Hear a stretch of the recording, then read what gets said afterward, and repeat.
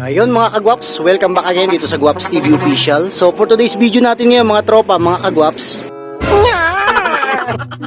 bali inakit natin mga kagwaps itong si Mr. Albay dito sa taas ng loft natin upang nang sa gayon siya ang magiging guide mga tropa nitong ating mga kalapate kapag kadating na magti-training tayo ng South. Pero sa ngayon mga kagwaps, nagpapahaba pa po tayo ng pakpak ng ating mga kalapate. So kakapedering lang natin sa kanila last week. So hopefully umabot talaga to sa derby mga tropa, kasi alam nyo naman na baka biglang magkaroon ng training itong mga club dito. Pero sana sa kinauukulan, wag sana tayo masyadong magmadali at yung ibang mga kalapatids natin, kakapedering lang ng mga kalapate.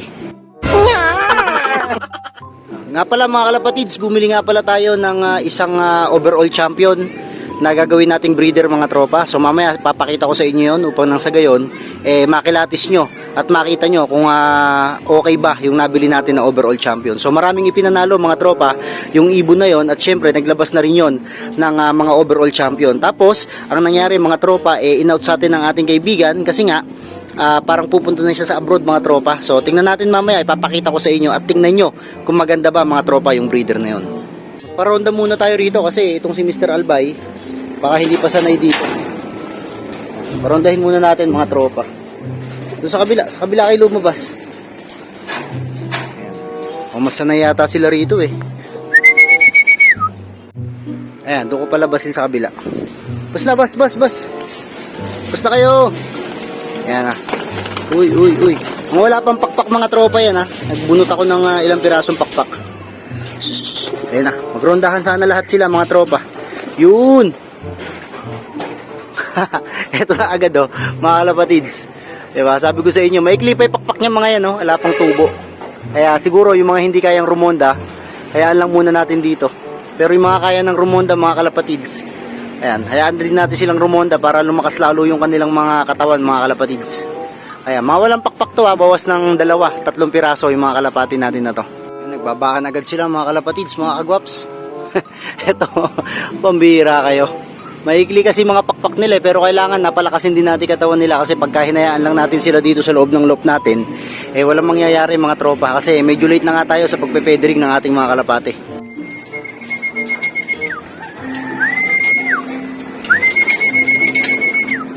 Sok. Ang bibilis mga pumasok mga tropa Ang gaganda ng mga kalapate natin Ang kikinis mga tropa. Medyo maikli pa yung pakpak ng iba. Ito yung white plate na yan, medyo okay na yung pakpak niya. Pero iba dyan, puros may ikli mga kalapatids. Ayan ang mga tropa, mga kagwaps, okay na. Nakapasok na silang lahat. So pakikilatis na lang mga tropa kung sino ba yung magtatagal ng mga kalapati rito, kasi medyo marami na naman tayong ililibad sa South mga kalapatids. Sa mga sa mga kalapatids natin na nagpiprepare na ng mga pang South nila, kasama nyo po ako na nagpiprepare din mga tropa. So tingnan natin, kasi tingnan nyo naman napakapupogi mga tropang kalapatids, talagang makikinis, proportion yung kanilang mga katawan, di ba? So hindi sila mataba, hindi sila malaki, hindi sila maliit mga tropa. So saktong-sakto lang yung katawan nila, yung size nila talagang sakto lang din mga tropa para sa pang South natin. So makikita natin dito kung sino ba yung tatagal dito sa mga kalapati na to. Kung sakali man na maraming malalagas dito, wala na tayong pakialam doon. Basta tayo kung sino ang matitirang mga kalapati natin dito sa loob natin, siya ang ililipad natin, siya ang ikukondisyon natin mga tropa, at siya ang tatayan natin. So yun mga kalapatids, tara dun sa baba at ipapakita ko sa inyo yung ating bagong champion breeder mga tropa. So pinapaalala ko sa inyo, champion to mga kalapatids, mismong nag-champion, producer din ng overall champion, producer din ng first overall champion mga tropang kalapatids, at talagang marami ng pinatunayan itong breeder na to. So swerteng-swerte tayo kasi tayo ang naka-acquire, tayo ang nakabili mga tropa. So tara, puntahan na natin sa baba yun at baka puntahan pa ng iba. Let's go! Ayun mga kagwaps, dito ko muna nilagay yung breeder na bago natin. So tingnan natin mga tropa. Ayun siya So grabe, napakagandang breeder nito mga kalapatids. So bali yung bloodline niya, ito. Ayan sa baba mga tropa. So itong ibon na to mga kalapatids ay inilipad ni Machine Gun Loft dito sa amin sa Nueva Ecija. So bali itong ibon na to ay sa pagkakatanda ko, parang third overall champion mga tropa sa 2 clubs. Kasama na rin, partaker na rin ng iba't ibang mga category. And then nakapag-produce na rin siya. Ang pinroduce niya mga tropa is itong si Dilubyo. So bali si Dilubyo mga tropa, makikita nyo naman dyan, ng first overall champion sa off color. And solo clock siya sa off color mga tropa. And then ito sa iba pang mga category, sa young bird old breed mga tropa, ito rin malapit din siya sa overallan. Parang nasa fourth overall champion siya. Dalawang club din mga tropa, yata ito nga nilaroan nitong ibon na to. Maswerte tayo mga tropa kasi tayo ang naka-acquire nito. Kasi ayaw niya raw i-out sa iba. Ang gusto niya, i-out niya to dun sa mismong mga tropa niya, mga kalapatids. Kaya syempre, meron naman tayong pondo ngayon, meron naman tayong pera, kaya binili natin mga kalapatids. Malupit ka talaga! Ang ganda mong lalaki! So sana lang talaga mag-produce sa atin to at ito igagawin natin sa isa sa mga foundation bird ko dito sa loft ni Kuya Guaps TV Official.